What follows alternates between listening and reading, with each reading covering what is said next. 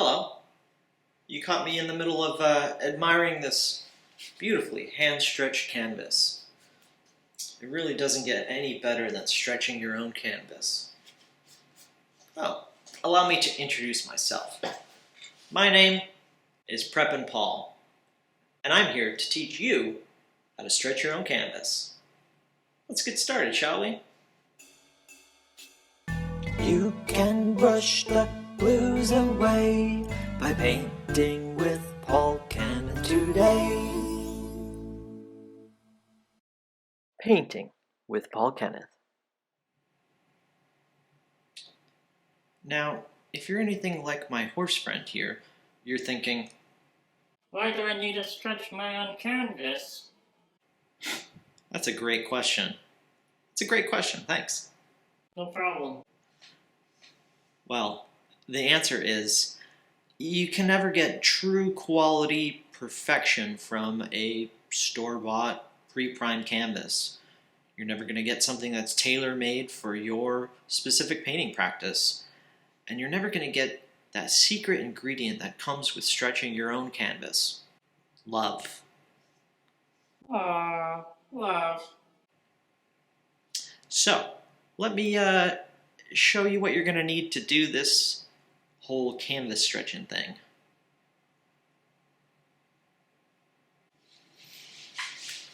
Here's what you need to get started. You'll need a nice heavy-duty stapler. I like to use this DeWalt Guaranteed Tough. You're going to need some staples. I use a 3/8 inch arrow. It's also 10 millimeter. Genuine T50 staples. Make sure it fits your stapler.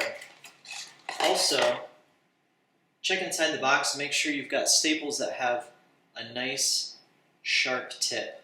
Don't get the flat staples. They don't go into wood very well. Next, you need a nice tape measure or a ruler, something that's going to give you enough measurement for the size canvas you're looking for. If you're putting together stretcher bars yourself, get yourself a square. That way you can check your corners, make sure they're nice and straight to 90 degrees. You'll need some scissors. You'll need a pencil. You may or may not need a hammer. This can help you put together your stretcher bars. It can also be used to pop in some of the staples if they don't go in your wood all the way. You may or may not need some pliers. Those will help to pull out any bad staples. You're going to need some raw canvas. I like to use a 10 or 12 ounce raw duck canvas. It's cotton canvas. If you go higher, like a 15 ounce, it's going to be more tooth, a little bit harder to stretch. If you go lower, 7 ounce, it's a little bit too thin. I don't like it, but it'll give you a very, very smooth surface to work from. Middle of the road's always good. 10 to 12 ounce. Make sure it is unprimed. You do not want to stretch primed canvas. It's no good. Don't do it. And a little bit of tape. It can be duct tape, packing tape. That's just going to be a nice lint roller at the end to get all the fuzzies off. Any hair left from hairy friends like your cats, or your dad, or your mom, a dog maybe. If you don't want to have loose stretcher bars and you buy a completed stretcher, that's fine too. A good trick, if you find a sale for pre-stretched, pre-primed canvases, buy them up, take off the pre-primed canvas, and then you have a nice little stretcher already put together for you. So, I think that'll do it. Let's get started. Now, once you have all of your supplies, you want to make sure you have a clean working surface. I like to use the floor. That just suits me better. It gives me a nice stable area to staple on. I can also run around the canvas if I need to. If you want to use a table, that's fine. Whatever works best for you. If you start working on some very large canvases, the floor is definitely going to be your friend. So, start by laying out your canvas. You're going to need to measure out how much we need to stretch. This is my stretcher that we'll be doing. This is a 11 by 14, just cheap, pre-bought stretcher bars. If you're putting together your own stretcher bars, all you need to do, lock the edges together as such, and make sure you have a good corner angle. You can measure that off with a T-bar. If you're having trouble getting them into place, light taps. And you just want to make sure that all of your bevels are in the same direction. They're usually made so that you can't put them together backwards, but just in case, you want to check. This area is the beveled area. It's a little lip that sticks up. Your canvas sits on top of that so it doesn't lay against the wood. If I were to stretch on this side, the canvas would be sitting on top of this wood here, and it would not be pretty. You need to get it measured right. Obviously, this is just an example. Alright, so we're using this 11 by 14. We need to measure out the right amount of canvas to use. One way to do it is a bunch of math, where you measure it, and then measure the side, how deep it is, and then measure how far in the back it's going to go. I'm not great with math. Go figure. So, an easier way, lay your canvas down and your stretcher bars on top, and simply pull the canvas to the edge of your stretcher bars as such, and that will show you how much canvas you need for each edge. I can then take my handy dandy tape measure, and it's 2.5 inches on each side. So if I do 2.5 times 2, that's 5. I just want to do 5 plus 14 and 5 plus 11. So that is going to be a 16 by 19 piece of canvas.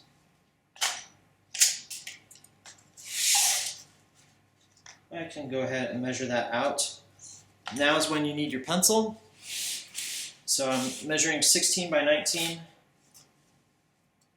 Here is my 16 mark. Just lightly making a pencil mark. And then we'll go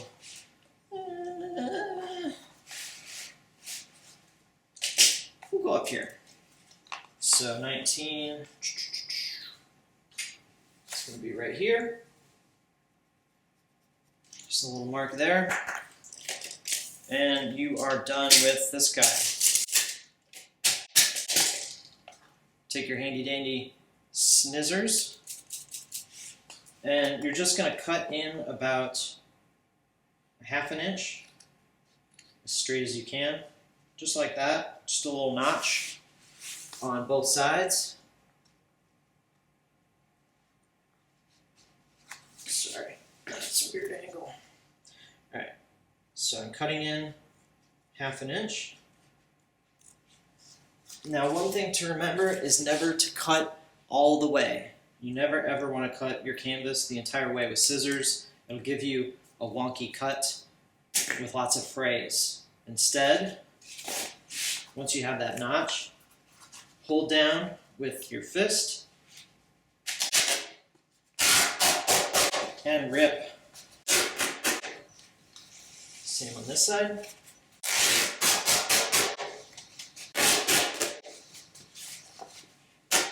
And I'm just just going right to the edge and it pulls off. You might get some hanger-oners. Just rip those off. Take your extra canvas, fold it up nicely, and set it aside. Alright, so we now have the exact amount of canvas that we need to stretch this baby.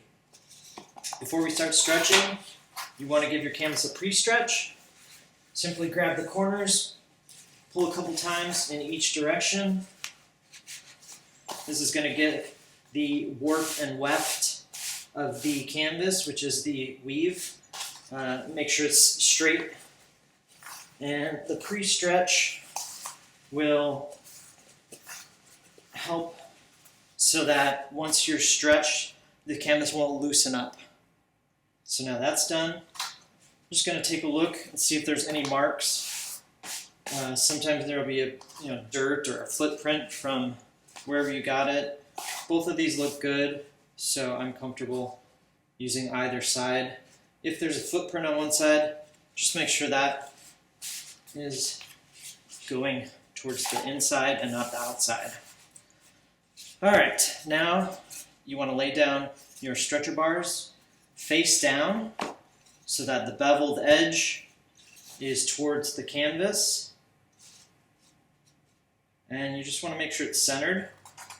Easy way to center it, just kind of grab each side and you can feel with both hands that there's even amount of canvas on each side. And you find that sweet spot. Alright, that's good. So we are ready for our first staple. So for the first staple, pick any side, doesn't matter, and pull down with your hand, lightly lift up. You don't need to pull a lot because as soon as you pull, it's not attached anywhere. It'll move your center point. So just get it about right to the edge. And then you're going to put a staple right in the center, about half an inch to a quarter of an inch away from the center edge. If for some reason that staple doesn't go in all the way, sometimes you hit a weird wood spot, and just tap it in. So now I'm grabbing the opposite end, turning it around. I can give a little bit more of a stretch this time, and I know that I have a good stretch when I start to see these little wrinkles appear. And when I'm stretching, I'm taking my hands, these two fingers, my pincher fingers are going to pinch the canvas like this, and then my extra 6 fingers are going to push against the stretcher bar here and pull up. So you're kind of making a little lever or lever.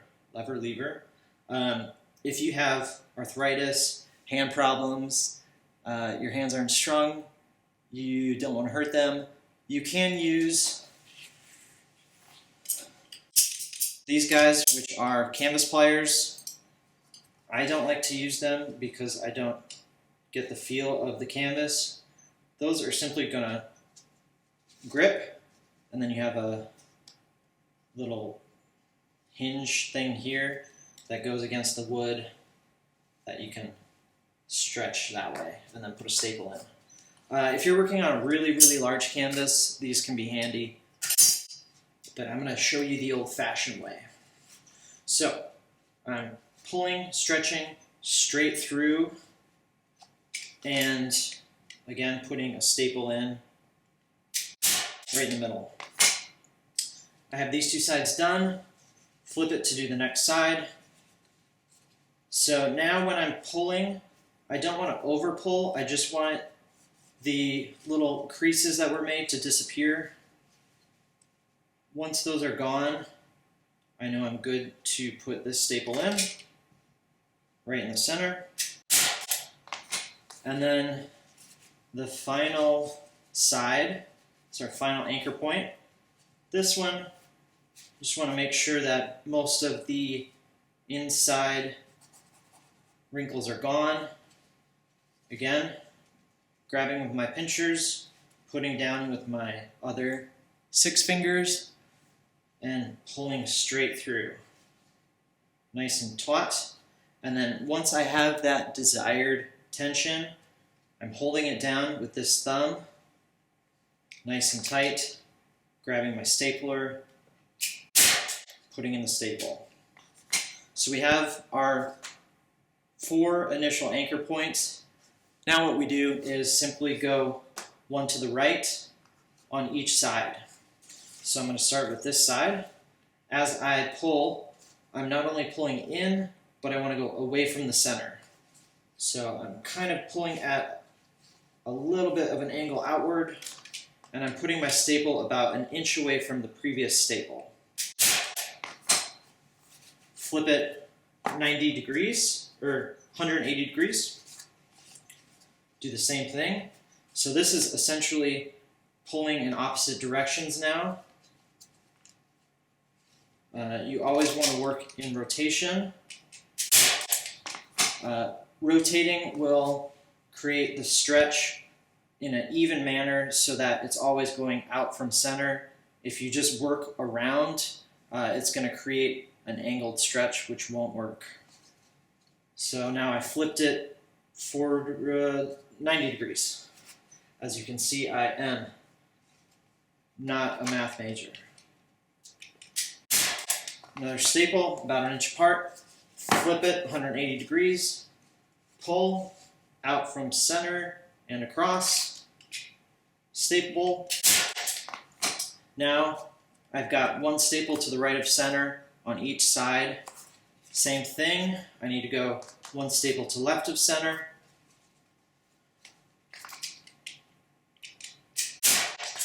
Flip it 180.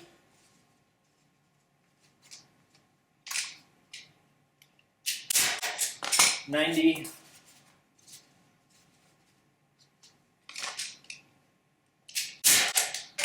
Let's say I get tired and need to take a break. I come back. I don't know where I left off.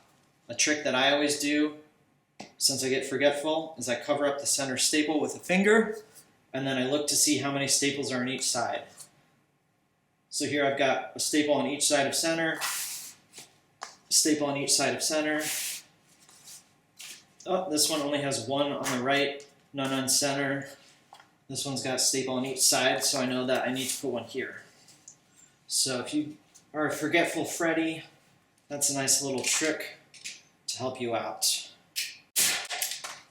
Alright, so now you just keep going all the way around until we're probably about an inch away from the center edge on each side. So this, I could probably stop here and go 1 more on either side here. 1 to the right, flip it over, 1 to the right. And now instead of going to these sides, because I'm already pretty close, I'm going to go against the rule and simply put another one to the left, another one to the left. Now, if you were stretching a square canvas, you would be able to just continue around normally, but since this is not square, you're going to have to put it in a few more on the long edge versus the short edge. So this is pretty good. This I probably didn't do great. I'll throw another one in over here.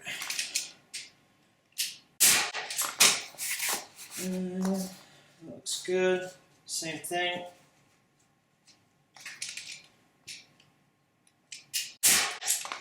Alright, so now it's time to do corners. Corners are going to be one of the hardest things, so we're going to zoom in. You ready for this? Wow, look at that. We are nice and zoomed in. We're going to take care of this corner. These are tough. Stick with me. So, first you need to decide where you want your outside edge to live. This is basically where you're going to have a little bit of a triangle. You can kind of see that little triangle on the outside. It's hidden, but it's still there. Some people like to always have it on the sides. Some people like to hide them on the bottom so that you don't see the triangle. I usually put mine on the sides. I like them. So I'm deciding I'm going to have my hidden triangle over here, which means that this side is going to go on top of this side. So I'm going to pull through here and pop one more set of staples in.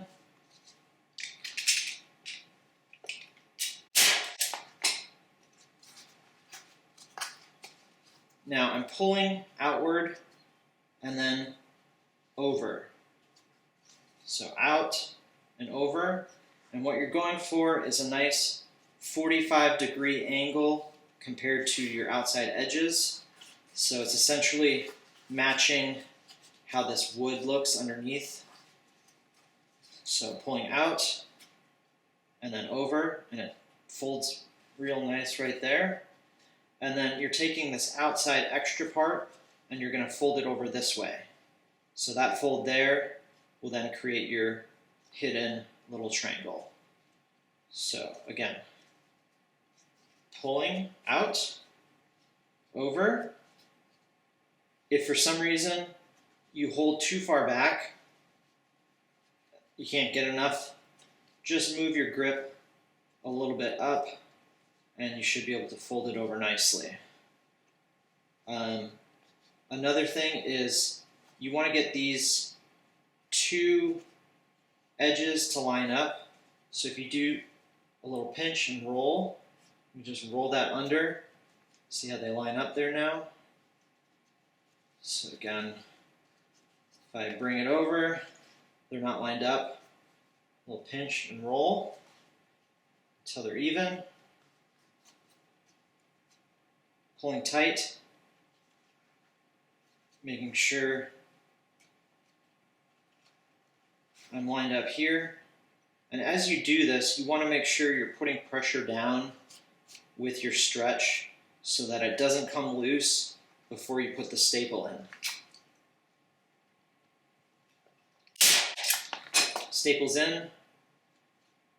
I've got this here, which is missing a staple, so it's a little loose. I can then put that in now or later.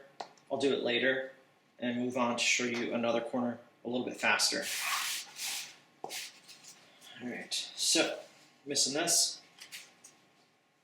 Pull, staple,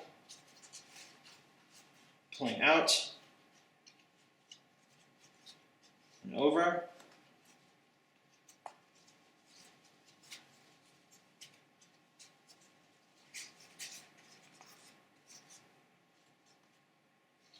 You want to make sure it's underneath here. So if I were to pull out and it were to pop up like that, that's no good. Out, make sure it goes under. Get that nice 45-degree. Grab this, pull and roll. Not matched up. Do a little bit more of a roll. So we're good.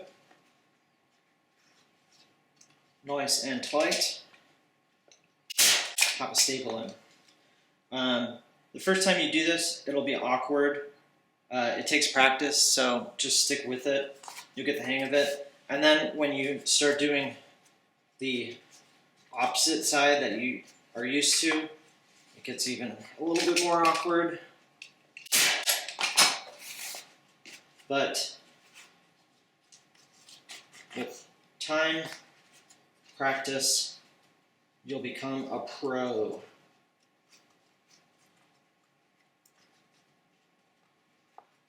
Pulling it nice and tight. I'm using my knee on the other side just to kind of hold the canvas against so I can get a good tension.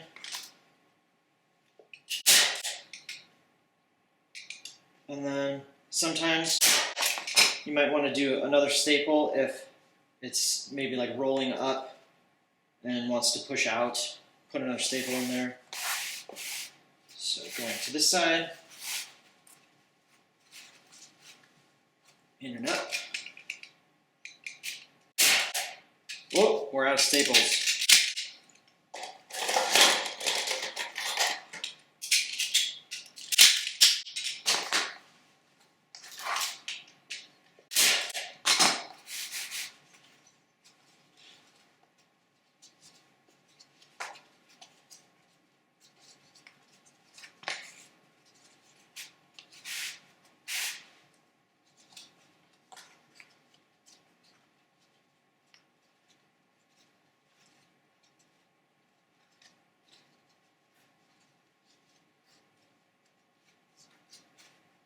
And the first couple ones you do might be a little awkward. That's totally fine. You're never going to be perfect the first time. And if your back isn't beautiful, you have too many staples, no one's going to notice. As long as the front of the canvas looks good, it's nice and tight, without wrinkles, then it's money. Alright, so I have all of my staples in. You can see this corner here is trying to flip up a little bit. Just add another staple up here. Keep it tamed down. Now, you flip it over. If you want to check to see if your canvas is stretched right, you just need to check its pulse. That one's fine. It's not great. I've done a lot better. As you can see, if I kind of angle it, let's see if I can get that. As you can see with this angle, there's some ripples over here where it's not quite tight. Same on this side, some ripples. That just means that there's a couple spots in here that didn't get enough tension, which one way to determine this is if you look at the light and how the shadow of the staple pulls up, you'll have good tension when there's kind of a shelf pulling against the staple, like these. This center one, I don't have that, which means that this isn't tight enough. This is where pliers come into play. If you don't have a utility tool, I'd highly recommend getting one for your studio. They come in very handy. And I'm just putting the corner under, lightly prying up on both sides, and popping it out. You don't want to rip the canvas, so you want to be gentle, and you don't want to hurt yourself. And I'm just going back in, adding a little bit more tension, putting a staple in, checking this side. Got dimples. Better. Maybe do one here or here. So it's just kind of like tuning a drum.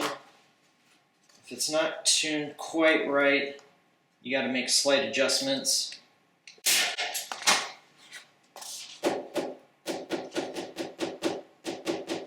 Now that's already sounding a lot better. Here's another one. Sounds good. All right, so the last step is getting it ready for prepping with your gesso,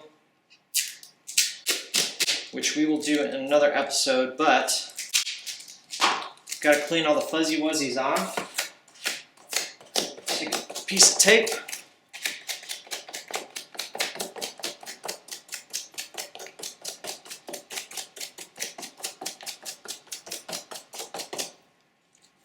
Cool, that's good to go.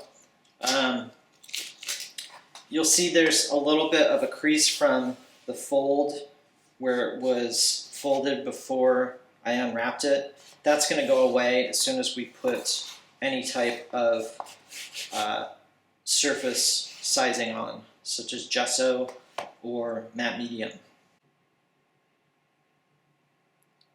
And there you have it. Now you know how to stretch your very own canvas. But how do I size and prepare my canvas? Well, That's going to have to wait till next time, friend. Until next time, get to it and have fun doing it.